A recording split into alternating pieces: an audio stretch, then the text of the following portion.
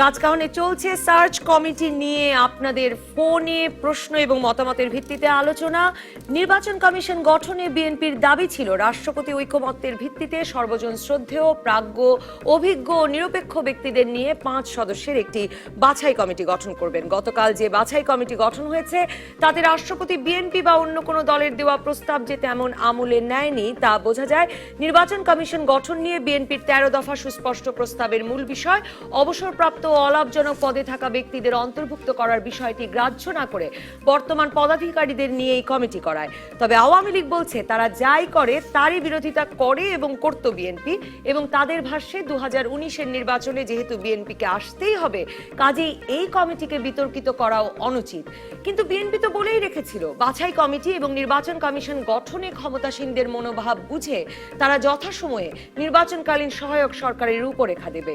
এখন প্রথম ধাপেই এই ক্ষোভ আর মতানৈক্যের পর আবারও কি আগামী নির্বাচনে বিএনপির অংশগ্রহণের পথ অনিশ্চিত হয়ে পড়ছে?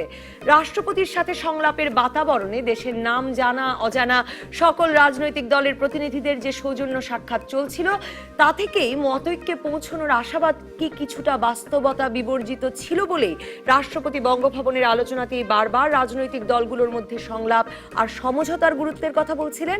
বাছাই কমিটিকে ঘিরে আপনাদের ফোন প্রশ্ন ও মতামতের ভিত্তিতে চলমান আজকের রাজকাহনের এই পর্বের আলোচনায় আমরা একটু সামনের দিকেও তাকাতে চাই।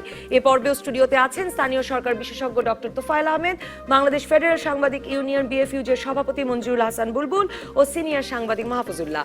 সরাসরি যোগ দিতে পারেন প্রশ্ন করতে, মতামত দিতে 0298524331 অথবা 09666777311 এই নাম্বারগুলোতে ফোন করুন। আমি ডক্টর তোফায়েল আপনাকে দিয়ে এখানে শুরু করি যে আপনাকে একজন দর্শক ফোনও করেছিলেন কিন্তু তখনও কার্যপরিধি নিয়ে কথা বলছিলেন বাছাই কমিটির, সেজন্য সেই প্রশ্নটির উত্তর দিতে পারেননি। এরপরেও আরেকজন দর্শকও ফোন করে আসলে ওই রকমই মত দিয়েছেন যে মানে ব্যাপারটা তো আসলে রাজনৈতিক দলগুলোর যে তারা রাষ্ট্রপতির প্রজ্ঞার উপর আস্থা রাখবে কিনা, বাছাই কমিটি পছন্দ করবে কিনা, পরের নির্বাচন কমিশন পছন্দ করবে কিনা, বিষয়টা তো আসলে অনেকটা তাই। না, ডক্টর তোফায়েল আপনি জবাব দেওয়ার আগে একটা ছোট্ট আপনাকে প্রশ্ন একই সঙ্গে জবাব দিতে সুবিধা হবে। সেটা হচ্ছে আপনি এটাকে এক্সপ্যান্ড করার কথা বলেছেন নমিনেশনের প্রসেসটাকে, যাতে অন্যরাও নাম পাঠাতে পারে। তাহলে আমরা সার্চ কমিটি করার সময় শুধু পলিটিক্যাল পার্টির সঙ্গে আলোচনা করলাম কেন? আমরা তো অন্যদের কাছে কি নাম চেয়েছি? নাগরিকদের কাছে চাইনি। তো যদি নাগরিকদের কাছে নাম না চেয়ে থাকি তাহলে এই প্রসেসটাকে শর্ট সার্কিট করার জন্য এই 31টি রাজনৈতিক দলের কাছ থেকে নাম চাওয়াটাই তো বাঞ্ছনীয়। এটি আমার প্রশ্ন। মানে যে নাগরিকদেরকে কেন অন্তর্ভুক্ত করতে হবে? আমারও একটা না, আমি প্রশ্ন হচ্ছে আমরা তো এই কথা এই যে বিষয়গুলো কেন আসছে, নতুবা তো এই ইলেকশন কমিশন করার জন্য রাষ্ট্রপতি যথেষ্ট। এত সব বিষয়গুলো কেন আসছে? কারণ গত নির্বাচন কমিশনটার প্রতি সাংঘাতিক রকমের একটা অনাস্থা সারা দেশ থেকে এসছে। সেজন্যই সুষ্ঠু নির্বাচনের চেয়ে নির্বাচন কমিশনটা অনেক ইম্পর্টেন্ট হয়ে দাঁড়িয়েছে আমাদের কাছে। এগুলো এক একটা সময় একটা জিনিস ইম্পর্টেন্ট হয়ে দাঁড়ায়। যেমন ধরুন আমি কোনো ব্যক্তির রিফ্লেকশন না, যারা কমিটিতে গেছেন তাদের প্রতি না। এই কমিটিটা এমন কোনো গুরুত্বপূর্ণ কমিটি না আমার কাছে। কারণ হচ্ছে রাষ্ট্রপতি করতে পারতেন, যে কোনো মেথডে রাষ্ট্রপতি এটা করতে পারতেন। একটা কমিটি করেছে কি জন্য? উনি একটা হেল্প নিলেন। এটা রাষ্ট্রপতির স্টাফ ফাংশনটা করছে তারা, লাইন ফাংশনটা রাষ্ট্রপতিই করবেন। এবং যদি রাষ্ট্রপতি কোনো নামই না আনেন এখান থেকে, আসলে আমার মনে হয় আমরা প্রচলিতভাবে যে বাংলাটা ব্যবহার করছিলাম তার চেয়ে একটা সুন্দর বাংলা ব্যবহার করা হচ্ছে। অনুসন্ধান সার্চ কমিটির বাংলা সার্চ কমিটি না, আমরা যেমন বাছাই কমিটি বলি, মানে বাছাইয়ের দায়িত্ব এদের নয়, মানে এনারা আসলে অনুসন্ধান করে দেবেন। জি, অনুসন্ধান। যাই হোক, এখন এটা এসে গেছে। এখন আমরা এই কমিটি নিয়ে আলোচনায় সম্মত হয়ে গেছি এবং এটা নিয়ে বহু আলোচনা করছি। আসল তো হচ্ছে সাধারণ নির্বাচন যেটা হবে 2019 হোক বা যখন হোক, একটা ভালো নির্বাচন আমরা চাই। ওই লক্ষ্যে এগুলো একটা একটা স্টেপ যাচ্ছি। এটা একটা স্মল স্টেপ। আমি এই জন্য বলছি যে বাছাই কমিটিটা নিয়ে আমরা বেশি আলোচনা না করে বাছাই কমিটিকে আমরা বিভিন্ন সাজেশন দিই এবং বাছাই কমিটির যে বাছাই পদ্ধতিটা একটু অংশগ্রহণমূলক এবং স্বচ্ছ হোক। তাহলে আমি এই কারণেই বলছি এটারও দরকার ছিল না। বাছাই কমিটি গোপনেও করতে পারতেন এটা, কিন্তু দেশে যেহেতু এটা নিয়ে সাংঘাতিক রকমের একটা আগ্রহ এবং এটা নিয়ে সব বাহাস হচ্ছে, সেই কারণেই অন্তত বিতর্ক কম হওয়ার জন্যই এটাকে স্বচ্ছতা এবং অংশগ্রহণের একটা উপায় বের করা উচিত। তাহলে কিন্তু এই বিতর্কটা একটু মিনিমাইজ হবে। আমি সেই কারণে কথাগুলো বলেছি। নিশ্চয়ই। মঞ্জুরুল হাসান বুলবুল, আপনাকে আমি জিজ্ঞেস করতে চাই যে এই দর্শকরাও যে প্রশ্নটি তুলেছেন যে মতৈক্য প্রজ্ঞার উপর আস্থা রাখা, এগুলো তো গুরুত্বপূর্ণ, মানে এগুলো হলেই তো রাজনৈতিক দলগুলো আস্থা রাখতে পারলেই তো এরা সকলেই গ্রহণযোগ্য হয়ে যান। কিন্তু তার সঙ্গে আমি একটু যুক্ত করতে চাই যে বিএনপি তো এরকম একটা ইঙ্গিত দিয়ে আসছিল, বিএনপি নেতারা বিভিন্ন জায়গায় বলছিলেন যে তারা লক্ষ্য রাখছেন যে বাছাই কমিটি গঠনে আসলে সরকারের একটা ইন্টেনশন বোঝা যাবে বলে তারা মনে করছেন। তো এই প্রথম বাছাই কমিটি নিয়েই যে তাদের একটা অনাস্থা অবিশ্বাস শুরু হলো, এটা একটা শুভ সূচনা হলো কিনা? না, বিএনপির মতো রাজনৈতিক, বিএনপি কেন, সব রাজনৈতিক দল এবং সারা দেশেই মানুষই এর প্রতি লক্ষ্য রাখছিল। বিএনপি বড় স্টেক হোল্ডার নির্বাচনে, আগামী নির্বাচনে বা যে কোনো নির্বাচনে, সেই জন্য তাদের বক্তব্যটি, পর্যবেক্ষণটি খুবই প্রণিধানযোগ্য। কাজেই তারা যে প্রশ্নটা উত্থাপন করলেন, আমি ব্যক্তিগতভাবে মনে করি যে রাষ্ট্রপতি যাদের মেধা এবং প্রজ্ঞার উপর আস্থা রেখেছেন, আমরা যদি আবারও বলি যে যদি ঠিকুজি খুঁজতে চাই তাহলে 8-10 জন নিলে পরেও 8-10 জন সম্পর্কেও বের হতে পারতো। কাজে আমি রাষ্ট্রপতির সিদ্ধান্তের প্রতি আস্থা রাখতে চাই, এটা হলে আমার ব্যক্তিগত মত। 1 2 নম্বর যেটি হচ্ছে, দেখেন আমি তো আতঙ্কিত এই কারণের জন্যে যে ধরেন গতবারের সার্চ কমিটির আগে যে নির্বাচন কমিশন হতো সেটা রাষ্ট্রপতি নিয়োগ করে দিতেন, তখন সেই নির্বাচন কমিশন যদি প্রশ্নবিদ্ধ হতো, এই নির্বাচন কমিশনের 5 জনই প্রশ্নবিদ্ধ হতেন। এখন ধর এইবারে যাকে যে বিচারপতিকে প্রধান করা হয়েছে তাকে আমরা প্রশ্নবিদ্ধ করছি এই কারণের জন্য যে আপনি তো গতবার একটা কমিটির প্রধান ছিলেন, আপনি যে নির্বাচন কমিশন নির্বাচন করে দিলেন তারা তো ভালো কাজ করলো না, তো বিপদে বলে কিন্তু এই লোক, এই ভদ্রলোক বা মাননীয় বিচারপতি, তিনি কি জানতেন যে এই যারা নির্বাচন কমিশনের দায়িত্ব গ্রহণ করবেন তারা তাদের দায়িত্বটি সঠিকভাবে পালন করতে পারবেন না? কাজে আমি আতঙ্কিত হচ্ছে এইরকম যে ধরেন এই সার্চ কমিটি নানা ধরনের মানে আলোচনা সমালোচনার মধ্যে তাদের বিবেচনায় শ্রেষ্ঠ কিছু মানুষ দিয়ে এটা করে দিল, কিন্তু যারা প্রকৃত প্রস্তাবে নির্বাচন অনুষ্ঠানের মতো বড় কাজটি করবেন তারা যদি সেটা করতে না পারেন, তখনই কিন্তু আমরা কিন্তু এই যে আজকে যে প্রশ্ন সূচনা করলাম, তখন কিন্তু আপনার টক শোতেই বলে যে আমরা তো আগেই বলেছিলাম যে সার্চ কমিটিই তো ঠিক ছিল না, তখন কিন্তু এর পরের বার কিন্তু আপনি তো নির্বাচন কমিশনের লোক পাওয়া তো মুশকিলই হবে, আপনার সার্চ কমিটির লোক পাওয়া খুব মুশকিল হবে। কাজে আমি যেটা মনে করি যে আমরা আবারও যেটা তোফায়েল ভাই বলেছেন, আমিও শুরুতে বলেছি যে আমরা কেন এত মানে চর্চার মধ্যে যাচ্ছি এই কারণের জন্য আমরা একটা কম প্রশ্নবিদ্ধ নির্বাচন হোক এটা চাই, ইনক্লুসিভ নির্বাচন এটা চাই, এর মধ্যে বাংলাদেশের সকল মানুষেরই যদি এক করে যদি আপনি খুঁজতে থাকেন তাহলে পরে কারো না কারো সম্পর্কে আপনি প্রশ্ন করতেই পারবেন। কারো না কারো সম্পর্কে আপনি যদি কিছুই না পারেন, বলবেন যে তোমার দাদা তো আইয়ুব খানের আমলের বিডি মেম্বার ছিল। বাংলাদেশে যারাই একটু রাজনীতি চর্চা করে তাদের সমস্ত ফ্যামিলি বিডি আইয়ুব খানের বিডি। বাংলাদেশে এই প্রশ্ন খোঁজা হয় বটে, তোমার দাদা তো পাকিস্তান জিন্দাবাদ বলে, কাজে এই জায়গাটা থেকে আমার ধারণা, আমি সবার মানে একটা মানে সদিচ্ছার প্রতি আমিও আস্থা রাখতে চাই যে বিশেষ করে রাজনীতি যারা বলেন তারা উইথ এক্সপ্রেসিং দেয়ার রিজার্ভেশন, তারা যদি বলে যে তারপরে আমরা মনে করি যে একটা ভালো নির্বাচন কমিশন হবে, আমরা চাই যে যাদের উপর আমরা সবাই আস্থা রাখতে পারি, এবং আমরা যদি এই সার্চ কমিটিকেই বেশি চাপের মধ্যে রাখি তারা কিন্তু তাহলে ভালো কাজটি আমাদের করতে পারবেন না।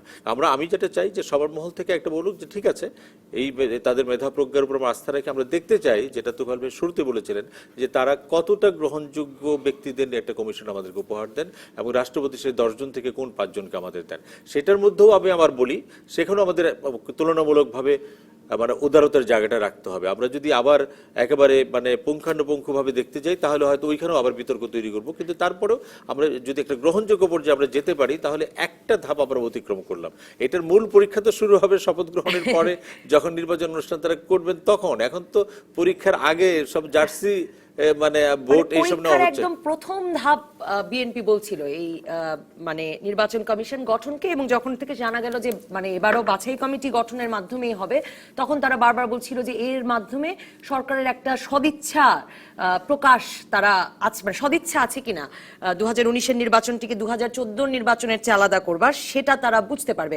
আপনার কি মনে হয় মানে বিএনপির এখন যে প্রতিক্রিয়া তাতে বোঝা যাচ্ছে সেই সদিচ্ছা তারা টের পায়নি, সেটা কি প্রতিক্রিয়া ফেলবে আসলে রাজনীতিতে? যদি আমি একটু উল্টো ভাবে দেখি আর কি, বিএনপি যেটা বলেছে যে তারা কিন্তু নিন্দা করে নাই, তারা বলেছে তারা প্রত্যাখ্যানও করে নাই, তারা বলছে তারা হতাশ হয়েছে। আচ্ছা, এখন এই প্রশ্নটা কেন এসছে? প্রশ্নটা এসছে প্রত্যেকেরই কিন্তু একটা ভিন্ন ধরনের প্রত্যাশা ছিল, এটা আমাদের স্বীকার করতে হবে। যেমন ধরেন যিনি প্রধান হয়েছেন তার সম্পর্কে সমালোচনাটা কি কোনো মানে ব্যক্তিগত নিন্দার বাইরে একটাই সমালোচনা, যে তিনি গতবারও ছিলেন, এবার একটা পরিবর্তন রাষ্ট্রপতি সেখানে করতে পারতেন। এইটা তো অন্যদের সম্পর্কে হয়তো অন্য সমালোচনার বিষয় আছে। এখন আসেন আপনি এই যে সার্চ কমিটি কি গোপনীয়তার সঙ্গে কাজ করবেন? মানে তাদের ধরেন, আমি এটা তর্কের খাতিরে বলছি, রাষ্ট্রপতি কারো কাছে জবাবদিহি করতে বাধ্য নন, সার্চ কমিটি যেই নাম দিল সেই নামের বাইরে রাষ্ট্রপতি অন্য 5 জনের নাম দিলেন ইলেকশন কমিশন করার জন্য, তখন পরিস্থিতিটা কি হবে? তখন কি রাষ্ট্রপতি জবাবদিহি করবেন আমাদের কাছে বা ওই সার্চ কমিটির কাছে? আপনি কোনো সম্ভাবনাকে, হ্যাঁ, আপনি কোনো সম্ভাবনাকে কিন্তু উড়িয়ে দিতে পারেন না, যেহেতু 31টি রাজনৈতিক দলের প্রস্তাবের মধ্যে কিন্তু অনেকগুলো কমনালিটিস ছিল, অনেকগুলো কমন ফ্যাক্টর ছিল। অনেকে মনে করেন তার প্রতিফলন পুরোপুরি এখানে ঘটেনি। আমি সেজন্য বলছি যে যদি রাষ্ট্রপতি ওই 5 জন নতুন একদম সার্চ কমিটির লিস্টে বাইরে দিয়ে দেন কাউকে, তখন কি হবে? তখন তো হতাশাটা আরো ভারী হবে। আইনগতভাবে রাষ্ট্রপতি কিন্তু এই 10 জন থেকে দিতে হবে এমন কোনো কিন্তু বাধ্যবাধকতা হ্যাঁ, আমি সেটা বলছি, এটা হচ্ছে সুপারিশ। হ্যাঁ, আমি তো সেটাই বাইরে বলছি। রাষ্ট্রপতি দিতে পারেন? হ্যাঁ, দিতে পারেন। কারণ আমাদের এই যে নির্বাচন কমিশন সম্পর্কে কি সমস্যাটা কোন জায়গায়? নির্বাচন কমিশন সম্পর্কে বলা আছে যে আইনের বিধান বলে রাষ্ট্রপতি, আবার এইটা বলা নাই যে রাষ্ট্রপতি সার্চ কমিটি নিয়োগ করতে পারবেন না, এটাও কিন্তু আমাদের সংবিধানে বলা নাই। কাজেই সেখানে যে রাষ্ট্রপতি সার্চ কমিটি করেছেন সেটা এমন একটা অসাংবিধানিক হয় নাই। আবার আপনি যে সন্দেহগুলো তুলছেন যে হয়তো বাছাই কমিটি বেছে দেবে, কিন্তু তারপরে রাষ্ট্রপতি ঠিক করে রেখেছেন বা না এই তো যদিগুলো সন্দেহগুলো যখন তোলা যায় তখনই আসলে এই বিষয়টি গুরুত্বপূর্ণ হয়ে ওঠে কিনা যায়, যে কারণে রাষ্ট্রপতি এই আলোচনায় বারবার বলেছেন যে আসলে রাজনৈতিক দলগুলোর মধ্যে সমঝোতা দরকার, রাজনৈতিক দলগুলোর মধ্যে সংলাপ দরকার।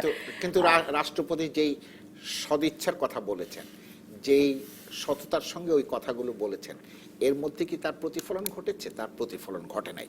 আমার কথা হচ্ছে যে ধরেন 31 ঘটনা আপনি কি করে বলেন? সব রাজনৈতিক দলের সমস্ত প্রস্তাবকে আমরা জানি, আপনি হয়তো বিএনপিটা জানেন, আপনি কি করে বলেন? আসতেছি অন্যান্য অধিকাংশ রাজনৈতিক দলই মিটিং শেষে মিডিয়ার কাছে বলেছে তারা কি কি প্রস্তাব দিয়েছেন, কে কোন দলকে। আমি যে কারণে বলছি সেটা হচ্ছে যে ওই যে বললাম যে আপনি একেবারে পুরনো মডেল পুরোটাই ফলো করলেন, হ্যাঁ, তো তাহলে তো হলো না। পুরনো মডেল থেকে যদি রাষ্ট্রপতি কিছুটা সরে আসতেন, যে কারণে বলা হয় না যে পুরনো, আমি প্রায় সবগুলো দলের প্রস্তাবই পড়েছি বাছাই কমিটি গঠনে, কারো আমার মনে পড়ে না যে কেউ বলেছিলেন যে পিএসসি চেয়ারম্যান বা কন্ট্রোলার জেনারেল কে মেম্বার করার কথা। বিচারপতিদের অনেকেই বলেছেন, ব্যবসায়ীদের বলেছেন, সবারই ছিল। একজন দর্শক ফোন করেছেন, আমি দর্শক আপনার নাম বলে প্রশ্ন করুন বা মতামত দিন। আসসালামু আলাইকুম। ওয়ালাইকুম আসসালাম। হ্যাঁ, আমি নাসির বলছিলাম নসুদি থেকে। জি বলুন, শুনতে পাচ্ছি, বলুন। আমার প্রশ্নটা হচ্ছে যখন বিএনপি ক্ষমতায় ছিল তখন তার তত্ত্বাবধায়ক সরকার প্রধান হিসেবে এম হাসানের নাম উল্লেখ করা হয়েছিল, তখন আওয়ামী লীগ সেটা মেনে নেয়নি। কিন্তু এখন নির্বাচনের সার্চ কমিশনের সার্চ কমিটিতে যখন আওয়ামী লীগের একজন নেতা অথবা সমর্থকের নাম ইনক্লুড করা হচ্ছে, এটাই বিএনপি মেনে নেবে কেন? আপনি কি কারো সুনির্দিষ্ট কারো কাছ থেকে এর উত্তর চান? জি অবশ্যই, যিনি একজন সাংবাদিক বুলবুল আহমেদ, ওনার কাছে আমি প্রশ্নটা। আচ্ছা, মঞ্জুর হাসান বুলবুল, ঠিক আছে, অসংখ্য ধন্যবাদ। মাহফুজুল্লাহ, আপনি আপনার বক্তব্য শেষ করছিলেন। জি, আর ওই যে সেটা হচ্ছে যে কাজেই রাষ্ট্রপতি প্রশ্নটা কেন উঠেছে, যে আপনি বললেন না যে অন্য একজন আমলাকে যদি দিতেন, কারণ এরা তো কর্মরত আমলা, একজন অবসরপ্রাপ্ত আমলা করতে দিতেন, তাহলে ওই প্রশ্নটা উঠতো না। যে কারণে পিএসসি চেয়ারম্যান বা auditor general, auditor and controller general, তাদের সম্পর্কে যে আপত্তিগুলোর বিষয় আছে, এবং যেহেতু তারা অতীতেও ছিলেন এবং তারা যে নির্বাচন কমিশন দিয়েছে উপহার জাতিকে, সেই নির্বাচন কমিশন সম্পর্কে প্রশ্ন দেখা দিয়েছে। নতুন হলে লোকে প্রত্যাশা হতো যে এবার হয়তো আমরা আর একটু ভালো নির্বাচন কমিশন পাবো। এখন আপনি মানুষের প্রত্যাশাকে, মানুষের পারসেপশনকে তো আর্গুমেন্ট দিয়ে চেঞ্জ করতে পারবেন না। আমার কাছে মনে হচ্ছে আপনি কোনো একটা মতৈক্যের সদিচ্ছা বা ইন্টেনশন সেরকম করে দেখতে পান না। না, মতৈক্য তো হবেই। যদি আপনি নতুন প্রক্রিয়া দিতেন বা নতুন মানুষ দিতেন, তাহলে কিন্তু যত আলোচনা গত 3 দিনে হয়েছে এত আলোচনা হতো না বলে আমার বিশ্বাস। মঞ্জুর হাসান বলবো, আমার মনে হয় আরো বেশি হতো, কারণ এখন তো রাষ্ট্রপতির কাছে একটা ভিত্তি আছে। দর্শক খুব সুনির্দিষ্ট প্রশ্ন করেছেন, রাষ্ট্রপতির কাছে একটা ভিত্তি আছে যে আমি কতগুলি প্রাতিষ্ঠানিক প্রধানকে এখানে দিয়েছি। আপনি রিটায়ার্ড থেকে যদি দিতে চাইতেন, সেই রিটায়ার্ডের ওই যাদের নাম দিতেন তাদের মোটামুটি প্রবেশন কাল থেকে শুরু করে সমস্ত নথিপত্র আমরা বের করে ফেলতাম 3 দিনের মধ্যে, এবং কার আমলে নিয়োগ পেয়েছেন, কে ইন্টারভিউ বোর্ডে ছিলেন, এবং কার বাড়ির কাছে তার বাড়ি, এবং কার দাদা শ্বশুর তার ইন্টারভিউ নিয়েছিলেন, এসব আমরা বের করে ফেলতাম। কাজে আমার যেটা ধারণা রাষ্ট্রপতি প্রাতিষ্ঠানিকভাবে গিয়েছেন, সেই দিক থেকে আমি এটার মধ্যে কোনো ভুল দেখি না। এক, যিনি বলেছেন যে কে এম হাসানকে আওয়ামী লীগ মানে নাই তত্ত্বাবধায়ক সরকারের প্রধান হিসেবে 2007-এ, তাহলে এবার কেন আওয়ামী লীগ করে এমন লোক বাছাই কমিটিতে আছে, বিএনপি সেটা মেনে নেবে? আওয়ামী লীগ করে এমন লোককে তো আমরা, তার কাছে প্রমাণ থাকলে তাকে বলতে হবে যিনি তিনি আওয়ামী লীগ করেন। সংবাদ মাধ্যমগুলো কিন্তু খবর দিচ্ছে যে চট্টগ্রাম বিশ্ববিদ্যালয়ের প্রভিসি যিনি, তিনি কক্সবাজার মহিলা আওয়ামী লীগের সদস্য। আমার কাছে, আপনার কাছে সুনির্দিষ্ট তথ্য আছে? আমি বিভিন্ন সংবাদ মাধ্যমে দেখি। না, বিভিন্ন সংবাদ মাধ্যমের উপরে তো এইরকম একটা সিদ্ধান্ত বলা যাবে না। তিনি যদি কোনো দলের মেম্বার থাকেন তাহলে আমি প্রস্তাব করব, যদি আপনার অভিযোগ সত্যি হয় তাহলে পরে তার নিজেরই পদত্যাগ করা উচিত। তিনি যদি কোনো রাজনৈতিক দলের আনলাইকলি, কারণ উনি তো প্রভাইস চ্যান্সেলর, এবং আজকে অবশ্য ওয়াহিদুল কাদের এটা চ্যালেঞ্জ করেছেন যে এটা যদি হয় তাহলে পরে শিরিন আক্তার যিনি, যার নাম প্রস্তাব করা হয়েছে, তিনি যদি, আপনি যেটি বললেন যে তিনি কক্সবাজার আওয়ামী লীগের কোনো পদে আছেন, তাহলে তার নিজেরই পদত্যাগ এটা করা বোধহয় উচিত। একটু কনফিউশন হচ্ছে। ওনার ফাদার ছিলেন কক্সবাজার আওয়ামী লীগের জি, সভাপতি সেটা তো বা কিছু। ছিলেনই। আর উনি হয়তো ইউনিভার্সিটি ইলেকশন করেছেন, ওই শিক্ষকদের দলের হয়ে হয়তো ইলেকশন। আরেকটা সমস্যা আছে আমাদের। ডক্টর তোফায়েল তো চট্টগ্রাম বিশ্ববিদ্যালয়ের শিক্ষক ছিলেন। আমাদের বিশ্ববিদ্যালয়ের যে আইন, সে আইনে বিশ্ববিদ্যালয়ের শিক্ষকরা, পাবলিক ইউনিভার্সিটির শিক্ষকরা সবাই রাজনৈতিক দলের সদস্য, রাজনৈতিক দলের ইউনিটের নেতা হতে পারবেন। যদি তারা নির্বাচন করেন সেই সময় তাদেরকে পদত্যাগ করতে হবে এমপি হয়ে গেলে। এই কাজেই ওইটা রাজনৈতিক দলের সদস্য থাকলে তো ভিসি প্রভিসি হতে কোনো অসুবিধা আমি নেই। সেটাই বলছি। ওইটা নাই, কিন্তু আপনি বলছেন যে যখন এরকম একটা সিলেকশন কমিটিতে আসলে তাকে, তার এটা তো বিশ্ববিদ্যালয় কেন্দ্রিক কোনো কমিটি না, কিন্তু তিনি যদি, আমরা এই অনুষ্ঠান থেকে আমি অনুরোধ করছি, যদি তিনি আসলে এরকম কোনো মানে একেবারে সুনির্দিষ্ট রাজনৈতিক, বিশ্ববিদ্যালয়ে লাল দল, নীল দল, সাদা দল আছে, এবং কার কোন দলের কি মার্কা সেটা আমরা জানি, কিন্তু যদি তিনি সুনির্দিষ্টভাবে কোনো রাজনৈতিক দলের কোনো পদ অলঙ্কৃত করে থাকেন তাহলে তারই উচিত হবে, এবং এটাতে তার কোনো অসম্মানিত হওয়ার কোনো দরকার নেই। তিনি বলবেন যে আমি যেহেতু একটা রাজনৈতিক দল করি আমি এই দায়িত্ব নিব না, এটা হওয়া উচিত। আর যিনি বলেছেন যে কেন একমত হতে হবে, কেন মানে এটাই যদি আমরা করতে থাকি যে বিএনপি নাম দিবে আমরা মানবো না, আওয়ামী লীগ নাম দিবে বিএনপি মানবে না, তাহলে কিন্তু এটা অনন্তকাল ধরে এটা চলতে থাকবে। কাজে একটা জায়গায় আসতে হবে যে জায়গাটাতে বিএনপির হয়তো কিছুটা আপত্তি থাকবে, আওয়ামী লীগেরও কিছুটা আপত্তি থাকবে, কিন্তু আমরা মনে করবো যে এই লোকটার মেধা প্রজ্ঞার প্রতি আমরা আস্থা রাখতে পারি, তিনি ব্যবসায়ী হিসেবে ভালো, তিনি শিক্ষক হিসেবে ভালো, তিনি একাডেমিক্স হিসেবে ভালো, তিনি রাজনৈতিক মতাদর্শ থাকলে পরেও তার দায়িত্ব পালনের ক্ষেত্রে এটা প্রভাবিত পড়বে না। এই জায়গাটাতে যৌক্তিক একটা সমঝোতা, এটি সমঝোতা তো এইটাই সমঝোতা, মানে আপনার কথা আমি মেনে ফেলবো তা না, একটা যৌক্তিক, যেটা বারবারই বলা হয়েছে যে এটি আমরা মানে জাস্টিফিকেশনটা দেওয়া যে কেন তাদেরকে আমরা নিয়োগ করলাম। এক, শেষ করি যে কথাটা বলে যে মানে মাহফুজুল্লাহ ভাই খুব কষ্টকল্পিত একটা কল্পনা করেছেন যে রাষ্ট্রপতি যদি 5 জন পকেট থেকে নাম দিয়ে দেন, আমার ধারণা, এই যদি আমরা মানে আমরা এই আনুষ্ঠানিক আলোচনায় বলি মানুষ এটা বিশ্বাস করে, কিন্তু আমাদের তো একটা, আমরা তো ধরেন নিজেদের বিতর্ক করব, কিন্তু এমন যদি জায়গায় যাওয়া ঠিক না যেটি মানুষের মধ্যে অস্থিতিশীলতার একটা, রাষ্ট্রপতি এরকম করতে পারেন এটা আমি কল্পনাই করতে পারি না। বুলবুল ভাই, আমি খালি বুলবুলের সঙ্গে একটু ডিফার করি। এই যে এইবার যে সার্চ কমিটি হবে, এইরকম সার্চ কমিটি হবে, এইটাও কিন্তু মিডিয়া এবং জনগণ মানে পূর্বান্নে আজ করে না। কি রকম আজ করেছে, তার মানে এটা মানে রাষ্ট্রপতি তার নিজে অন্য রকমের হবে বলে অন্যরকম মানে যে রাষ্ট্রপতি যেটা করেছেন তার নিজে অন্যরকম একটা চেহারা দেখতে করেছেন উনি, অন্য রাষ্ট্রপতি তো করবেন, আমরা তো রাষ্ট্রপতিকে দায়িত্ব দিয়েছি। আমি এই জায়গায় একটা বিরতিতে যে আমি আসলে আলোচনাটা ওখানে নিতে চাই, যে মানে আমি বারবারই নিতে চাইছি কিন্তু আমরা ঘুরছি আসলে বাছাই কমিটির চারপাশে, যে আসলে বাছাই কমিটি, নির্বাচন কমিশন, তারপরে বাছাই কমিটি কি নির্বাচন কমিশন গঠন করে, তার সবই তো শেষ পর্যন্ত সবগুলো দল এইগুলো মেনে নিয়ে, নির্বাচন কমিশনটি মেনে নিয়ে নির্বাচনে এসে একটি ভালো নির্বাচন নিয়ে অংশ নিতে না পারলে অর্থহীন হয়ে পড়বে কিনা, মানে সেখানেই তো বোধহয় মতৈক্য, সংলাপ, এগুলোর যে গুরুত্ব নিজেদের মধ্যে সেটাও খুব গুরুত্বপূর্ণ হয়ে ওঠে। সেই দিকেও একটু আলোচনা করতে চাই। দর্শক থাকুন রাজকাহনে। ফিরে এলাম রাজকাহনে। আমরা আলোচনা করতে চাইছিলাম ডক্টর তোফায়েল, মূল গুরুত্বপূর্ণ বিষয় তো এটিও যে মানে রাজনৈতিক দলগুলোকে একটা নিজেদের মধ্যে সমঝোতায়, মতৈক্যে পৌঁছতে হবে যে তারা কাকে মানবে কাকে মানবে না।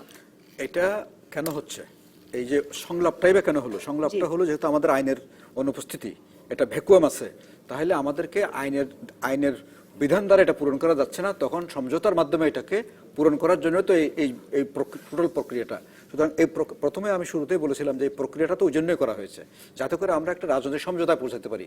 কারণ আইনগত দিকটা আমার দুর্বল, কারণ আমার আইন নাই।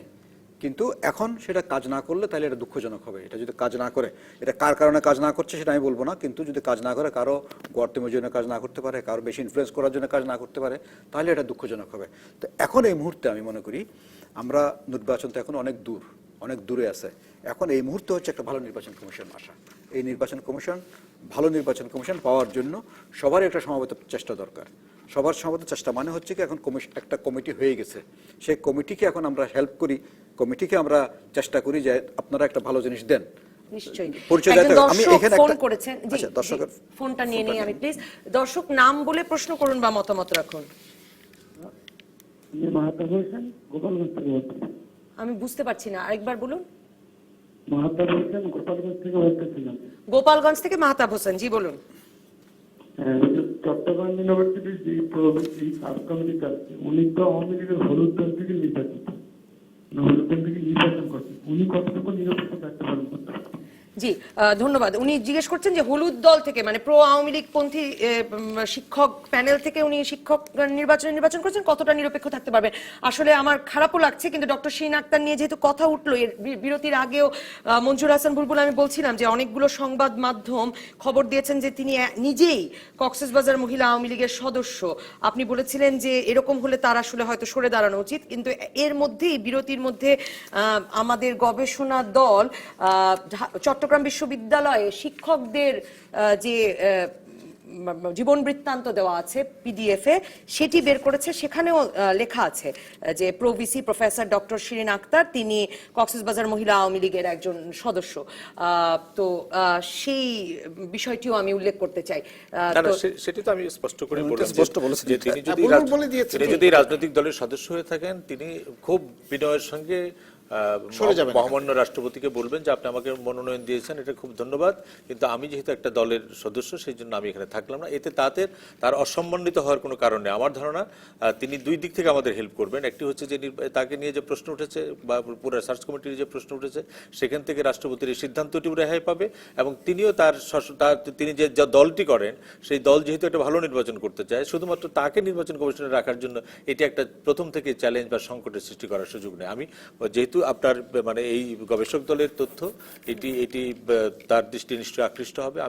আমি মনে করি যে এটা আমার অনুরোধ এবং পরামর্শ যে উনি এইভাবে সরকারকে সহায়তা করতে পারেন, রাষ্ট্রপতিকে সহায়তা করতে তিনি পারেন। আরেকটা ইয়ে পেতে পারেন, প্লাস পয়েন্ট পেতে পারেন। সেটা হচ্ছে যদি তিনি সরে যান এই কারণে, যেটা বুলবুল বলবো, আমি বুলবুলের সঙ্গে একমত, উনি প্রমাণ করতে পারবেন যে যেহেতু আমার সম্পর্কে প্রশ্ন উঠেছে এবং আমি একটা রাজনৈতিক দলের কাজে আমার যে ইন্টিগ্রিটির কারণে আমি এখান থেকে সরে গেছি, আমি এমন কোনো ইয়েতে যেতে চাই না যে পুরো প্রক্রিয়াটাকে বিতর্কিত করার জন্য। আমরা আরেকজন দর্শকের ফোন নিয়ে নিতে চাই। দর্শক নাম বলে প্রশ্ন করুন বা মতামত রাখুন প্লিজ। লাইনটি কেটে গেছে। মঞ্জুর হাসান বুলবুল, গুরুত্বপূর্ণ একটি জায়গা তো এই মতৈক্যে পৌঁছানো, এবং আমি যদি, আপনার কি মনে হয় যে মানে এই যে আওয়ামী লীগ যখন বলছেন, আজকেও তোফায়েল আহমেদ বলেছেন যে 2019-এর এই নির্বাচনে তো বিএনপিকে আসতেই হবে, কাজেই তারা কেন এইসব কমিটিকে বিতর্কিত করছে, যেসব কমিটি নির্বাচিত নির্বাচন কমিশন দিয়ে তাদেরকে আবার নির্বাচনে আসতে হবে? সমস্যাটি কি আসলে সেখানে যে বিএনপি বেকায়দায় আছে, বিএনপির 2019-এর নির্বাচনে আসতেই হবে, সে কারণে আসলে কোনো মতৈক্য সংলাপ বা তাদের কথায় কর্ণপাতের কেউ প্রয়োজন বোধ করছে না? এটি কায়দা বেকায়দার প্রশ্ন না। প্রশ্নটা হচ্ছে যে বাংলাদেশে একটি নির্বাচন করতে হবে, এবং মাননীয় প্রধানমন্ত্রী নিজেই বলেছেন যে তখন তো কারো আসা না যাওয়া আসার প্রশ্ন ছিল না। তিনি তার দলের কর্মীদের বলেছেন যে আমরা নির্বাচন করতে চাই, এবং সেই নির্বাচনটা কোনোভাবে যাতে প্রশ্নবিদ্ধ হয় না, প্রশ্নবিদ্ধ না হয় সেরকম কাজে তিনি তার দলীয় কর্মীদের বলেছেন। তিনি বিএনপি আসবে কি আসবে, আমরা পড়ে নিয়েছি যে তিনি বোধহয় মিন করেছেন একটি অন্তর্ভুক্তিমূলক অংশগ্রহণমূলক নির্বাচনের কথা। নিশ্চয়ই এবং প্রশ্ন শুধুমাত্র অংশগ্রহণমূলক না, নির্বাচন কমিশন, ভোট, ব্যালট বা আর যা যা থাকে সবগুলি, এবং একটা ভালো নির্বাচনের যে ইন্ডিকেটরগুলি আছে সব ইন্ডিকেটরগুলি মিলে, এটা হলো এক। আর বিএনপি, আমি আবারও বলি যে বিএনপি বাংলাদেশে যে নির্বাচনী যে উৎসবটি হয়, এটার মধ্যে বিএনপি তো বড় স্টেক। যে নির্বাচনগুলিতেই তারা অংশগ্রহণ করেছে, তারা কিন্তু একটা মানে ভালো সংখ্যক ভোটার তাদের পক্ষে গেছে, ভালো সংখ্যক ভোটারের সমর্থন তাদের পক্ষে আছে, তারা কতগুলি সিটি কর্পোরেশন, স্থানীয় সরকার অনেক জায়গায় জিতেছিল। কাজেই একটা বড় স্টেককে আপনি ইগনোর করে তো একটা নির্বাচন করতে পারবেন না, ভালো নির্বাচন করতে পারবেন না। এবং এই যে মানে আমরা বলেছিলাম যে দুই নেত্রীর মধ্যে আলোচনা, তার একটা অন্তর্বর্তী আলোচনা অন্তত রাষ্ট্রপতি কেন্দ্রিক হচ্ছে, সেটাও আমরা প্রত্যাশা করেছিলাম। কাজেই দুই রকম ভাবে আলোচনা করতে হবে। এই যে ধরেন বিএনপি যে বলছে যে আমরা ক্ষুব্ধ হয়েছি, হতাশ হয়েছি, বিএনপি কিন্তু নাকচ করে দিচ্ছে না। এটি রাজনৈতিক, আবার যখন আওয়ামী লীগ বলছে যে আর কোনো আলোচনা হবে না, সেটিও তো আবার আলোচনাটাকে নাকচ করে দিচ্ছে তা না। আমার যেটি ধারণা এই রাজনৈতিক দলগুলি এই চাপগুলির মধ্যেই থাকতে হবে, যারা নির্বাচন কমিশন করেন রাষ্ট্র, এই চাপের মধ্যেই থাকতে হবে। এর মধ্যে থেকে কোথাও ফর্মুলা বের হবে, কোথাও কখন কোনটা বের হবে আমরা আগাম বলতে পারবো না। কিন্তু যেমন বিএনপি যদি বলতো যে না আমরা এই সার্চ কমিটি প্রত্যাখ্যান করলাম, তাহলে সংকটটা এক জায়গায় যেত।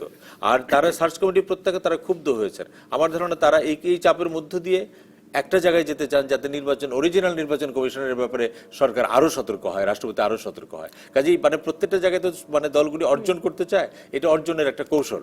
আর যদি তারা বলতো যে, কারণ দেশটাকে সংকটের মধ্যে ঠেলে দিয়ে কি হবে, আগামী নির্বাচন মানে আবার 5ই জানুয়ারি নির্বাচনের মধ্যে গেলাম, সেটার ফলাফল কি হবে দেশের জন্য বলেন, সরকারের জন্য বলেন, যারা নির্বাচনে গেল না তাদের জন্য বলেন, সবার জন্যই তো সংকটময় হবে। সেটাই তো একমাত্র ভয় আসলে। তো কাজেই এই ভয়টা কি তারা আমাদের চাইতে কম বোঝেন? তারা আমাদের চাইতে খুব ভালো বোঝেন, কারণ বিএনপি তো ক্ষমতায় যেতে চায়, আওয়ামী লীগ ক্ষমতায় থাকতে চায়। কাজেই দুই পক্ষেরই কিন্তু একটা যাওয়ার একটাই পথ আছে, সেটা নির্বাচন। এই সংলাপের দিকটাও কিন্তু খুব ট্যাক্টফুলি কিন্তু সংলাপটা হয়ে গেছে, কারণ সরাসরি আওয়ামী লীগের নেতারা বলেছেন সংলাপ হবে না, সংলাপ হচ্ছে না, কিন্তু মাঝখানে রাষ্ট্রপতিকে রেখে কিন্তু ওই সংলাপে কিন্তু প্রধানমন্ত্রী দলীয় প্রধান হিসেবে গেছেন কিন্তু রাষ্ট্রপতির কাছে। আবার নিশ্চয়ই প্রধানমন্ত্রীর পরামর্শক্রমেই রাষ্ট্রপতি ডেকেছেন বঙ্গভবনে। না হতে পারে, কিন্তু আমি বলছি যে একটা ওই যে সংলাপের একটা আবহাওয়া তো সৃষ্টি করা হয়েছে, এটাতে ভবিষ্যতে আবারও কন্টিনিউ করবে না ইলেকশন কমিশন হওয়ার পরও, এটা বলা যায় না। সুতরাং এটা একটা, আমি মনে করি যে আগাচ্ছে এটা পজিটিভ দিকে। হয়তো আমার তো মনে হয় যে নির্বাচন কমিশন হওয়ার, যেটা আমরা বড় বলি, নির্বাচন কমিশন কাজ শুরু করার, জাতীয় সংসদ নির্বাচনের কাজ শুরু করার প্রথম শর্তই তো হচ্ছে দলগুলির সাথে আলোচনা করা। যে আলোচনা তো হবেই। যেমন গত নির্বাচন কমিশন যে একটা তাদের অনেকগুলো ভুলের ফিরিস্তির মধ্যে একটা আসবে, তারা রাজনৈতিক দলগুলোর সাথে সঠিকভাবে আলোচনা করতে পারে। তারা যদি এই আলোচনাটা করতে পারতেন প্রথম থেকে, তাহলে কিন্তু নির্বাচন কমিশনের উপর এত ক্ষোভ, এত কিছু থাকতো না। নির্বাচন কমিশন তাতে কিন্তু বেনিফিটেড হয়। নির্বাচন কমিশন আগাম জানতে পারে কোন দল কি ভাবছেন, এইভাবে তারা কিন্তু স্ট্র্যাটেজি। নির্বাচন কমিশন গঠনের পর আসলে সেখানে তাদের সঙ্গেও একটা সংলাপের সুযোগ আছে। মাহফুজুল্লাহ, আসলে কি আমি একই প্রশ্ন করতে চাই যে বিএনপি বেকায়দায় বলেই কি আসলে সংলাপ নয়, তাদের কথায় কর্ণপাত নয়, এরকম করে বাছাই কমিটি হয়ে যাচ্ছে, এরপরে নির্বাচন কমিশন হবে? না, বিএনপি বেকায়দায় না, বিএনপি নির্বাচন করবে কি করবে না সেটা তো পরের প্রশ্ন এবং বিএনপির সিদ্ধান্তের প্রশ্ন। এখানে আমি এই বাছাই কমিটি সম্পর্কে একটা মন্তব্য করতে চাই। সেটা হচ্ছে, ঠিক আছে, অসংখ্য আলোচনা হচ্ছে, প্রশ্ন উত্থাপিত হচ্ছে, একজন সম্পর্কে তো আমরা সুনির্দিষ্ট অভিযোগই পেলাম যে তিনি দলীয় রাজনীতির সঙ্গে জড়িত। তারপরে উনি যদি চলে যান তো চলে যাবেন, কিন্তু এখানে যে প্রশ্নটা গুরুত্বপূর্ণ সেটা হচ্ছে যে আমরা সবাই জানি যে গত কয়েক বছরে যে বিদায়ী নির্বাচন কমিশন, এই বিদায়ী নির্বাচন কমিশন সম্পর্কে অনেক রকমের অভিযোগ উত্থাপিত হয়েছে। একটা তো ডক্টর তোফায়েল বললেন, এমনকি তাদের মেরুদণ্ড সোজা নাই, এই ধরনের অভিযোগও তাদেরকে শুনতে হয়েছে। নির্বাচনে তারা যেভাবে প্রয়োগ করা উচিত তাদের ক্ষমতা সেভাবে প্রয়োগ করেন নাই। গুরুত্বপূর্ণ নির্বাচনের সময় নির্বাচন কমিশন দেশের বাইরে চলে গেছেন রাজনৈতিক দলগুলোর সঙ্গে। যদি এখন যে নির্বাচন কমিশন গঠিত হবে, যদি সেই মানুষগুলো আপনার মনোনীত হয় নির্বাচন কমিশনের সদস্য হিসাবে, প্রধান নির্বাচন কমিশন, যেটি জনমনে একটা আস্থা আবহ তৈরি করবে যে না, এই মানুষগুলো আপনার ঋজুভাবে দাঁড়াতে পারবেন সকল মানে ইয়ের মুখে, তাহলে কিন্তু আবার দেখবেন যে মানুষের যে মনের জগৎটা ওটা বদলে যাবে। মানে বাইরে যে যত কথাই বলুক না কেন, কিন্তু এই যেমন ধরেন নারায়ণগঞ্জ ইলেকশন নিয়ে একটা ইয়ে আছে না, আবার আপনার ফেনী মডেলও আছে কিন্তু নির্বাচনে। তো কাজেই আপনি যদি ওই রকমের নির্বাচন কমিশন গঠন করতে পারেন ব্যক্তি দিয়ে, যাদের সম্পর্কে জনমনে আসতে হবে যে ব্যক্তি দিয়ে কি কাজী রকিবের নির্বাচন কমিশন যখন গঠন হয়েছিল তখন তো আমার মনে পড়ে না যে তখনই বলা হয়েছিল যে এরা ব্যক্তি খারাপ বা এদের মানে এই মানে উনারা আসলে পারবেন না। না, ব্যক্তি খারাপ। এবং 2014 সালের 5ই জানুয়ারি নির্বাচনের আগে যে নির্বাচনগুলো হয়েছে, অনেকগুলো নির্বাচনের পরে তো তাদের, আমি এখন পেপারে দেখি যে তাদের প্রশংসাও করা হয়েছে। ব্যক্তি খারাপ কি ভালো এখানে তো প্রশ্ন না। অনেক সময় খুব খারাপ লোকও কিন্তু সংকটের মুহূর্তে আপনার ঋজু হয়ে দাঁড়িয়ে যেতে পারে। কেমন, এটা একটা যেমন আছে। আবার আপনি সুস্থ শরীরের অধিকারী হলেই সুস্থ পিতা হবেন, মানে ভালো পিতা হবেন, এটারও কোনো গ্যারান্টি নাই। আমি সেই জন্য বলছি যে মানুষগুলো আমাদের সমাজে কারা আসবে, নিঃসন্দেহে রামশ্যাম যদু মধু তার নির্বাচন কমিশনের সদস্য হবেন না। যারা হবেন তাদের সমাজে ন্যূনতম কতগুলো পরিচিতি, অভিজ্ঞতার মানে ব্যাপ্তি এগুলো থাকলে মানুষ তার একটা অ্যাসেসমেন্ট করতে পারবেন যে হ্যাঁ এই মানুষগুলো সম্ভবত দৃঢ়তার সঙ্গে এবং দক্ষতার সঙ্গে। আপনার নির্বাচনের সময় কি হয়, একটা হচ্ছে রাজনৈতিক দলের থাকে, চাপ থাকে, আর একটা হচ্ছে সরকারের চাপ থাকে। রাজনৈতিক দলের চাপ মোকাবেলা করা যত সহজ, সরকারের চাপ মোকাবেলা করা তত সহজ না। কাজে এই মানুষগুলো সরকারি চাপের মুখে দাঁড়াতে পারবেন, এইটা মানুষের মনের মধ্যে যদি এই আস্থাটা আপনি তৈরি করতে পারেন, তাহলে কিন্তু কাজটা অনেক দূরে এগিয়ে যাবে। মঞ্জুর হাসান বুলবুল, সরকারের চাপের পাশাপাশি আমার তো মনে হয় রাজনৈতিক দলগুলোর চাপও আসলে ভীষণভাবে থাকে এই ব্যক্তিগুলোর ওপরে, মানে যারা দায়িত্ব নেন। না, এটা আপনি ধরেন একটা কাজ করতে গেলে আপনি যখন একটা টেলিভিশন চ্যানেল চালাতে চান, আপনারও তো একটা চাপ থাকে যে দর্শক কিভাবে আলোচনাটা নিবে। আপনি যখন আলোচক ঠিক করার আগে মনে করেন না যে এরকম একটা আলোচনা করার আগে আপনি সব আওয়ামী পন্থীদের নিতে পারতেন, সব বিএনপি পন্থীদের নিতে পারতেন, কিন্তু আপনি তো নেন না। আপনি মনে করেন যে দর্শকের মানে দর্শকদের চাহিদার আকাঙ্ক্ষার সঙ্গে মিলিয়ে আপনি প্যানেলটা ঠিক করেন যাতে সকল মত প্রতিফলিত হয়। এটা যদি আপনার ছোট্ট একটা ব্যবস্থাপনা, এটাও রাষ্ট্রীয় ক্ষেত্রে একটা বড় ব্যবস্থাপনা যে একটা নির্বাচন কিন্তু আমাদের দেশে উৎসব। নির্বাচনের সময় মানে অর্থ দিয়ে ভোট কেনাটা হলো খারাপ, কিন্তু নির্বাচনের সময় প্রচুর আপ্যায়ন, প্রচুর মানে রাতভর মানে নির্বাচনী প্রচারণা শেষে চা খাওয়া দাওয়া, এটা কিন্তু বাংলাদেশের নির্বাচনে অপরাধ কোনো চিত্র নেই, এটা মোটামুটি গ্রহণযোগ্য। কাজেই একটা ছোট্ট একটা যোগ করি, আমি একটি আন্তর্জাতিক সংগঠনের আন্তর্জাতিকভাবে নির্বাচন করবার সৌভাগ্য হয়েছিল, যেখানে 150টি রাষ্ট্র মেম্বার আর 850টি এনজিও সদস্য। ওই যে বললেন না টাকা পয়সা হয় না, ওই আন্তর্জাতিক নির্বাচনেও কিন্তু এই খাওয়া, তারপরে এই সমস্ত জিনিস সেখানেও আছে। আন্তর্জাতিক নির্বাচন আরো কঠিন, ওরা কন্টিনেন্ট ওয়াইজ ভাগ হয়ে যায়, আফ্রিকান ক্যান্ডিডেট বা কাজে আপনি যে প্রশ্নটি করেছেন তার সাথে আমি একমত। যখন কাজী রকিবউদ্দিনকে প্রধান নির্বাচন কমিশন করা হলো, আমি অন্তত তাকে, মাহফুজ ভাই এবং তোহাইল ভাই আরো চিনবেন, তিনি একজন মুক্তিযোদ্ধা। 1971 সনে তিনি ব্রাহ্মণবাড়িয়ায় ছিলেন, সম্ভবত এসডিও ছিলেন তিনি, আকবর আলী খান, তারপরে সাদাত ভাই, এরা তখন আমলা থেকে মানে একটা মহকুমা পর্যায়ের প্রশাসক থেকে যে দক্ষতার সঙ্গে মাঠ পর্যায়ে মুক্তিযুদ্ধের সংগঠনের মানে ভূমিকা রেখেছেন, আমি তো খুবই মানে আস্থাশীল ছিলাম। তারপরে তিনি নির্বাচন মানে সংসদ সচিবালয়ের সচিব ছিলেন, সেখানেও তার দক্ষতা সম্পর্কে কোনো প্রশ্ন ওঠে নাই। কিন্তু পরবর্তী আরেকটা আছে বায়োডাটার মধ্যে, তিনি প্রধানমন্ত্রী শেখ হাসিনা এবং প্রধানমন্ত্রী খালেদা জিয়া দুজনের সঙ্গে সচিব হিসাবে দায়িত্ব পালন করেছেন। কাজে আপনি যেটা বলেছেন নবনীত, এটা ঠিক যে এখন আমি আবারও তো বলি এই মানে যারা সার্চ কমিটি করেন, রাষ্ট্রপতি বলেন, তাদেরকে তো এই সমাজ থেকেই মানুষকে নিতে হবে। এখন তারা পরবর্তীকালে তাদের যোগ্যতা দক্ষতা দিয়ে প্রমাণ করতে পারবে যে তাদের উপর জাতি যে আস্থাটা রেখেছিল সেটা পারবে কিনা, এবং সেইখানে রিজু হতে হবে এবং কৌশলী হতে হবে। আপনার শামসুল কমিশন যখন নারায়ণগঞ্জের সেনাবাহিনী চাইল, সরকার যখন দিল না, তখন তো তারা নির্বাচনটা করে দেখিয়ে দিলেন যে সেনাবাহিনী তোমরা দাও নাই, কিন্তু সেনাবাহিনী না থাকার ফলে নির্বাচন যতটা ক্ষতিগ্রস্ত হওয়ার সম্ভাবনা ছিল সেটা তারা করতে দেন নাই। ব্রিগেডিয়ার সাখাওয়াত সাহেব বা খাজা শামসুল হুদার যে কমিটি। কাজেই আমার ধারণা যে আমাদেরকে ন্যূনতম গ্রহণযোগ্য মাত্রায় একটা সমঝোতার জায়গায় থাকতে হবে, এবং আমরা যদি আসলেই ভালো নির্বাচন করতে চাই, খালি দোষারোপ না, এটার সাথে অ্যাক্টিভলি পার্টিসিপেট করতে হবে যে আপনি এখানে ভুল করছেন। আমি বর্জন করে নির্বাচন কমিশন ঘেরাও করলাম, অথবা নির্বাচন কমিশন এটা আওয়ামী লীগের নির্বাচন কমিশন আমি বর্জন করলাম, ওই জায়গায় হলে কিন্তু তাহলে পরিস্থিতিটাই ঘোলাটে হবে। আর ওই নির্বাচন কমিশনকেও যেটা আমি বললাম যে তার প্রথম কাজই হবে দলগুলির সঙ্গে দলগুলিকে আস্থায় নেওয়া, দলগুলিও যাতে তাদেরকে আস্থায় নিতে পারে, এই জায়গাটাতে একটা সমঝোতা। বিরতির পর আমি ডক্টর তোফায়েল আপনার কাছে আসবো যে মানে একটা মানি না মানবোনার জায়গা থেকে আসলে রাজনৈতিক দলগুলোকেও সরে আসতে এবার হচ্ছেই কিনা কৌশলগত কারণে। দর্শক থাকুন রাজকাহনে। ফিরে এলাম রাজকাহনে। ডক্টর তোফায়েল, আপনার কাছে যেতে চাইছিলাম এই প্রসঙ্গে যে বাছাই কমিটির আলোচনা বা নির্বাচন কমিশনের আলোচনা, কিন্তু একটা তো মতৈক্যে পৌঁছতে হবে একটা প্রশ্নমুক্ত নির্বাচন করবার জন্য 2019-এ। এটাই আমি বলতে চাচ্ছিলাম যে এখন এটা পলিটিক্যাল উইল, এটাকে বলা হয় পলিটিক্যাল উইল, বাংলায় রাজনৈতিক সদিচ্ছা বলি আমরা। এটা যদি অ্যাক্রস দি পার্টি প্রিভেইল না করে তাহলে তো নির্বাচন ভালো হবে না। আর এখানে আরেকটা জিনিস আমরা আলোচনায় খুব একটা আনছি না, আমরা কিন্তু খালি প্রত্যেক ব্যক্তির চরিত্র খুঁজছি, তার ব্যাকগ্রাউন্ড দেখছি। সামগ্রিকভাবে আমরা একটা জায়গা থেকে মুক্ত হতে পারছি না, যেটা নিয়ে পুরো জাতিকে ভাবতে হবে। সরকারি কর্মচারী, যারা কর্মচারী হিসেবে হওয়ার জন্য, পেশাদার সিভিল সার্ভেন্ট হওয়ার জন্য যারা ডিসাইড করেছেন, তাদেরকে রাজনীতি থেকে দূরে থাকতে হবে। এবং রাজনীতিবিদদেরও সচেতনভাবে তারা পলিটিক্যাল উইল এক্সারসাইজ করবেন, কিন্তু এটা সরকারি কর্মচারী নিয়ে না, তারা পলিটিক্যাল অ্যারিনাতে এই কাজটা করবেন। এটা যতদিন পর্যন্ত আমরা এই জিনিসটা রপ্ত না করব, ততদিন আমরা এই যে গোড়পাক এটার থেকে বেরোতে পারবো না। প্রত্যেক ব্যক্তিকে প্রশ্ন করব এবং কোনো উত্তর পাবো না, প্রত্যেকটা ব্যক্তির ঠিক খুঁজবো, কোনো উত্তর পাবো না, কিন্তু সদুত্তর পাবো না। এখন আপনার কেন একটা পুলিশের কনস্টেবল এসআই থেকে শুরু করে ডেপুটি কমিশনার হচ্ছেন, ম্যাজিস্ট্রেসি করছেন, সেক্রেটারি হচ্ছেন, তাদের পলিটিক্যাল ঠিকুজি আমাকে খুঁজতে হচ্ছে কেন? এখানে সবাইকে এখন যদি আমরা দেশটাকে একটা সঠিক জায়গায় নিতে চাই গ্র্যাজুয়ালি, এখন অন্তত পলিটিশিয়ানদের এটা বুঝতে হবে, পলিটিশিয়ানরাই পলিটিক্স করব। আমি সরকারি কর্মকর্তা কর্মচারীদের নিয়ে রাজনীতি করব না, তাদেরকে আইনের শাসন করার জন্য আমি ওইটাই আমি এনশিওর করব, নতুবা আমরা কিন্তু এটা থেকে কোনোদিন বেরোতে পারবো না।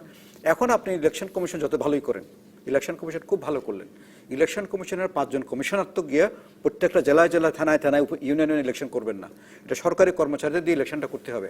সরকারি কর্মচারীদেরকে রুলিং পার্টি বলুন আর অপোজিশন বলুন, আমরা ওই ইন্টেলিজেন্সটা কেন দিচ্ছি? তারা যখন রাজনীতি করে আমি খুব খুশি হচ্ছি, আমার দল করে, এইটা খুশি হচ্ছি কেন? এটা আলটিমেটলি জাতিকে কিন্তু বিরাট ধ্বংসের দিকে নিয়ে যাচ্ছে। এখন সবাই আসলে অসৎ কর্মচারীগুলো, অসৎ অফিসারগুলো এবং অদক্ষ লোকগুলো রাজনীতির দিকে যায়। এখানে তোহেল ভাই একটু সাপ্লিমেন্ট করে, শুধুমাত্র তোহেল ভাই যেটা বলছে সেটা সঠিক। এই যে ধরেন আমরা বললাম যে নির্বাচনকালীন সময়ে সমস্ত কিছু দায়িত্ব নির্বাচন কমিশনের, কিন্তু ওই যে রাজনীতির সাথে সম্পর্কিত যে পুলিশ কর্মকর্তাটি বা থানা পর্যায়ের কর্মকর্তাটি, সে বলে যে ঠিক আমি তোমার আন্ডারে কাজ করব, কিন্তু 3 মাস পরে তার তুমি নাই, তা 3 মাস পরে তো 5 বছর আমি অমুক সরকারের আন্ডারে থাকবো। কাজে এখন আমি কোনো মতে তালি জোড়া দিয়ে ওই আমার পরবর্তী প্রভু যিনি, তার সন্তুষ্টির সমস্ত কাজগুলি করে রাখবো। যেমন ধরেন আমি এটা ভিন্ন প্রসঙ্গ যদিও তবু একটু আলোচনা করছি, এই কারণে আমরা কিন্তু সমস্যাটা গুবরায় যাচ্ছে না, সমস্যাটা আগা থেকে টানাটানি করছি, তারপরে সমস্যার সমাধান হচ্ছে না। লোকাল পলিটিশিয়ানসরা এখন পলিটিক্স করতে গিয়ে তারা কিন্তু অফিসারদের সাথে যতটুকু ঘনিষ্ঠ হচ্ছেন, তারা কিন্তু জনগণ থেকে বিচ্ছিন্ন হচ্ছেন, জনগণের কাছে খুব একটা যাচ্ছেন না। এখন একজন এমপিও গিয়ে কিন্তু একজন থানার ওসির সাথে কিন্তু অনেক বেশি উনি কমফোর্টেবল ফিল করেন, কারণ তাকে ব্যবহার করে উনি রাজনীতি করবেন। এই মানসিকতাটা রাজনীতিবিদরা না ছাড়লে তাহলে কিন্তু আমরা এখান থেকে মুক্তি পাবো না। ওসিকে ওসির কাজটা করতে দিন, ওসি যদি ওসির কাজ সঠিকভাবে না করে তখন আমি রাজনৈতিক এই যে যার কাজ তাকে করতে দেওয়া, মঞ্জুর হাসান বুলবুল, সেটা শুনলে তো মনে হয় রাজনৈতিক দলের মতৈক্যের চেয়েও আসলে বেশি প্রয়োজন। এই কিছুক্ষণ আগে ফোনে এক দর্শক যেটা বলেছিলেন যে আসলে ক্ষমতাসীন দল চায় কিনা যে নির্বাচনটি কেমন হবে, সেটি তো আসলে তখন সবচেয়ে গুরুত্বপূর্ণ হয়ে যায়। সেটি একটি বড় বড় প্রশ্ন, যে যিনি প্রশ্ন করেছেন নানা অভিজ্ঞতা থেকেই তো। যেমন ধরেন বিচারপতি এম এ আজিজের কমিশন, বিচারপতি তিনি একজন বিচারপতি তো বটে, তিনি যখন বিচারপতি ছিলেন তখন তো তাকে নিয়ে কোনো প্রশ্ন নেই। তিনি নির্বাচন কমিশনে আসার পরে তার আচরণ, ভোটার তালিকা, সব মিলিয়ে তো তিনি প্রশ্নবিদ্ধ হলেন। কাজেই এটি তো মনে করবার কারণই আছে যে তিনি ক্ষমতাসীন সরকার, যেটা মাহফুজুল্লাহ ভাই বারবার বললেন যে রিজু হয়ে দাঁড়ানোর ক্ষমতাটা তার ছিল না। তিনি যদি এই জায়গাটাতে দাঁড়াতেন তাহলে তো তিনি বিচারপতি হিসেবে ওই সম্মান নিয়ে থাকতেন। কাজে এই জায়গাটাতে যারা নির্বাচন কমিশনে আসবেন তাদেরকে একদিকে যেমন তার অধীনস্থ যে সরকারি কর্মকর্তারা যখন নির্বাচন করবেন তাদের উপর একটা নিয়ন্ত্রণ জায়গা থাকতে হবে, আবার পাশাপাশি রাজনৈতিক দলগুলির সঙ্গেও তার এক ধরনের সব বোঝাপড়া থাকতে হবে। এখন এই জায়গাটাতে যদি ক্ষমতাসীন সরকার মনে করে যে 3 মাসের জন্য তুমি নির্বাচন করছো, আপনি দেখুন ভারতে কি বলে নির্বাচন কমিশন, আপনি এবং ভারতীয় প্রেস কাউন্সিল, এমনকি প্রেস কাউন্সিলের এমন কি ক্ষমতা যে যদি নির্বাচন হয়ে যাওয়ার পরেও গণমাধ্যম যদি মনে করে যে এই নির্বাচনটি সঠিক হয় নাই, প্রেস কাউন্সিল তার উপরে সুমোটো রুল দিয়ে সেটা কেসে আনতে পারে। ভারতের সব প্রেস কাউন্সিলের সঙ্গে আলোচনা করতে গিয়ে সেখানে প্রেস কাউন্সিলের মতো প্রতিষ্ঠানকেও ওই ক্ষমতাটা দেওয়া হচ্ছে। এখন এই জায়গাটাতে যদি আমরা মনে করি যে ক্ষমতাসীন সরকার যদি মনে করে যে শুধুমাত্র এরা দে আর দ্য কন্ট্রাক্টার্স, আমরা তাদেরকে দায়িত্ব দিয়েছি, তারা নির্বাচন করে দেওয়ার দেশ পরিচালনা করবো আমরা, তা না। নির্বাচন কমিশনও দেশ পরিচালনার একটা বড় প্রতিষ্ঠান। একটা ভালো নির্বাচনকে 5 বছর ধরে তারা তো শুধুমাত্র খালি ভোট গ্রহণের সারা। এবং আওয়ামী লীগ যে প্রস্তাব দিয়ে এসেছে রাষ্ট্রপতিকে, তার মধ্যে তারা বলেছে যে নির্বাচন কমিশনকে মূল নির্বাচন পরিচালনার দায়িত্ব দেওয়া হবে এবং নিজেরা রুটিন দায়িত্ব। সেটি তো আমরা ধারাবাহিকভাবে অগ্রসর হচ্ছি। এক সময় কিন্তু নির্বাচন কমিশনের তহবিল প্রধানমন্ত্রীর মন্ত্রণালয়ের অধীনস্থ তহবিল থেকে যেত, এখন নির্বাচন কমিশনের বাজেট মানে স্বাধীনভাবে, তাই তো বলবে, এখন তো নির্বাচন কমিশনের স্বাধীন বাজেট বরাদ্দ হয়। আগে কিন্তু একটা মন্ত্রণালয় মন্ত্রণালয়ের অধীনস্থ থাকতে হতো, প্রধানমন্ত্রী সেটাও নিয়েও ধরেন আমাদের বড় দুই দলের মধ্যে আলোচনা হয়েছে, আলোচনার পরে তারা ভেবেছে যেটা কি বিএনপি কি আওয়ামী লীগ প্রধানমন্ত্রী দপ্তরের অধীনে থাকা উচিত না, তারা বুঝতে পেরেছেন যে এখন এই স্বাধীনতাটা যেহেতু তারা বুঝতে পেরেছেন, এই স্বাধীনতাটার জায়গাটাতে কতটা দানা হালকা হবে তাদের, কতটা দানা ভারী করে রাখবেন, সেই জায়গাটাতেও যারা সরকার পরিচালনা করবেন, রাষ্ট্র পরিচালনা করবেন, রাষ্ট্র পরিচালনা করতে চাইবেন তাদেরকে ভাবতে হবে। কাজে চূড়ান্ত বিচারে নির্বাচন তো একটা রাজনৈতিক খেলা, রাজনৈতিক খেলার জন্য রাজনৈতিক দলগুলির সদিচ্ছাটাই সবচেয়ে বেশি। আমরা কারেক্টিভ মেজারের জন্য কিছু পরামর্শ দিতে পারবো, কি টকশো বলেন, কি কলাম বলেন, সাংবাদিকরা লিখে বা নিউজ করে আমরা একটু কারেক্টিভ মেজারে, যেমন এই যে এই ভদ্রমহিলার তার রাজনৈতিক পরিচয়টা বের হলো, আমরা একটা পরামর্শ দিতে পারলাম। কিন্তু এখন তার রাজনৈতিক দল এবং তিনি রাজনীতি করেন, সিদ্ধান্ত নেবেন কি নেবেন না তিনি, উনি যদি ভালো সিদ্ধান্ত নেন তাহলে প্রশংসিত হবেন, আর ভালো সিদ্ধান্ত না নিলে পরে তিনি তো প্রশ্নবিদ্ধ হবেনই, নির্বাচন কমিশনকেও তিনি প্রশ্নবিদ্ধ করবেন। কাজী যে বিষয়টা আমি উত্তরণা করেছিলাম, ভারতে যে নির্বাচনটা হচ্ছে, ভারতের কিন্তু নির্বাচনে বড় ভূমিকা পালন করছে সরকারি কর্মকর্তা কর্মচারীরা। এদের ভূমিকাটা কিন্তু প্রশ্নবিদ্ধ হয় না। ইলেকশন করে ভোটার বাক্সগুলো কিন্তু এক জায়গাতে জমা রাখা হয় প্রায় 15-20 দিন, তারপরও তো কোনো প্রশ্নবিদ্ধ হচ্ছে না। ইলেকশন কমিশন ওখানে ফাইট করে কিন্তু দুই পলিটিক্যাল পার্টিগুলোর সাথে। ইলেকশন কমিশনকে মিডিয়া, কোর্ট সিস্টেম, সরকারি কর্মচারী, নাগরিক সমাজ এরা কিন্তু সবসময় ইলেকশন কমিশনের পক্ষেই থাকে। কিন্তু আমাদের এখানে এটা উল্টা হয়ে গেছে লাস্ট ইলেকশন কমিশনের। তো সেজন্যই এখন কিছু কিছু আইনের প্রয়োজন হবে। এই ইলেকশন কমিশন গঠিত হওয়ার পরও সরকার যদি এটার দিকে নজর দেন, যে ইলেকশন কমিশন, যেমন এই কথাটা বলা হচ্ছে প্রশাসনকে দিয়ে ইলেকশন কমিশন কাজে লাগাবেন, সংবিধানে একটা স্পষ্ট বিধান আছে 126 অনুচ্ছেদে, ইলেকশনকালীন সময় নির্বাচন কমিশনকে যে কোনো সরকারি কর্মচারীর দায়িত্বই হবে ইলেকশন কমিশনকে সহায়তা করা। এখন কিন্তু না করলে কি হবে, এটার জন্য আইন লাগবে। কারণ এই আইনটা বাস্তবায়ন করার জন্য, সংবিধানের বিধানটা বাস্তবায়ন করার জন্য আইন লাগবে। সেই জন্য আমরা আশা করবো যে ইলেকশন কমিশনটা গঠিত হওয়ার পরে সরকার ইলেকশন কমিশনের সাথে আলাপ করে একটা কম্প্রিহেন্সিভ ল করবেন, যাতে করে ইলেকশন কমিশনের পাওয়ারটা বাড়ে। একজন দর্শক ফোন করেছেন, আমি ফোনটা নিয়ে মাহফুজুল্লাহ আপনার কাছে আসতে চাই। দর্শক, আপনার নাম বলে প্রশ্ন করুন বা মতামত দিন। আমি আকরাম বলছি উত্তরা থেকে। বলুন। যে আমি অতিথিদের কাছে একটু জানতে চাই, তারা একটু নিরপেক্ষ ভাবে বলবেন যে আওয়ামী লীগকে সাপোর্ট করে, যে বিএনপি সাপোর্ট করে, এটা বাদ দিয়ে তারা একটু নিরপেক্ষ ভাবে বলবেন যে এই সার্চ কমিটি কি একটি নিরপেক্ষ নির্বাচন কমিশন আমাদেরকে উপহার দিতে পারবে এই বাংলাদেশের জনগণকে? এইটা নিয়েই আসলে আমরা এতক্ষণ আলোচনা করছিলাম। যে আমি মাহফুজুল্লাহ, আপনি যদি এই বিষয়ে একটু বলতে চান, কারণ এই নিয়ে আসলে আলোচনা হচ্ছিল, সেটা তো বলতেই পারেন। আর আমি এখানে একটু জানিয়ে রাখি যে আমরা আরেকটি নিউজ দেখছি যে এই ডক্টর শিরিন আক্তার সম্পর্কে আমি বারবারই বলছি যে ওনাকে নিয়ে বারবার কথা হচ্ছে, খারাপও লাগছে যে তিনি এনটিভি অনলাইনকে বলেছেন, এনটিভি অনলাইন দিচ্ছেন যে তিনি ছিলেন মহিলা আওয়ামী লীগে, কিন্তু এখন আর নেই, কারণ ট্রান্সপারেন্সি ইন্টারন্যাশনাল বাংলাদেশ কোনো দলীয় লোককে কাজ দেয় না। তিনি ট্রান্সপারেন্সি ইন্টারন্যাশনাল বাংলাদেশের সঙ্গে একটি কাজ করবার সময় মহিলা আওয়ামী লীগে থেকে মানে সদস্য থাকার প্রস্তাব অগ্রাহ্য করেছেন, এবং তিনি বলেছেন যে কোঅর্ডিনেশনের অভাবে এখনো ডিলিট হয়নি চট্টগ্রাম বিশ্ববিদ্যালয়ের ওয়েবসাইটে তার মহিলা আওয়ামী লীগের সদস্যপদ থাকবার খবরটি। মাহফুজুল্লাহ। আচ্ছা, না আমি এটা নিয়ে আর জি, খুব বেশি না, আমি জাস্ট জানিয়ে রাখলাম যে কারণ এগুলো বক্তব্যটিও আমার জানানো না, দরকার ছিল। মোটামুটি আমাদের দর্শকরা বুঝে গেছেন এই বিষয়টা। ওই যে প্রশাসনিক কর্মকর্তাদের বিষয়টা সামনে আসলো, মানে প্রশাসনিক বলতে পুলিশ, সিভিল, মানে ব্যুরোক্রেসি সব।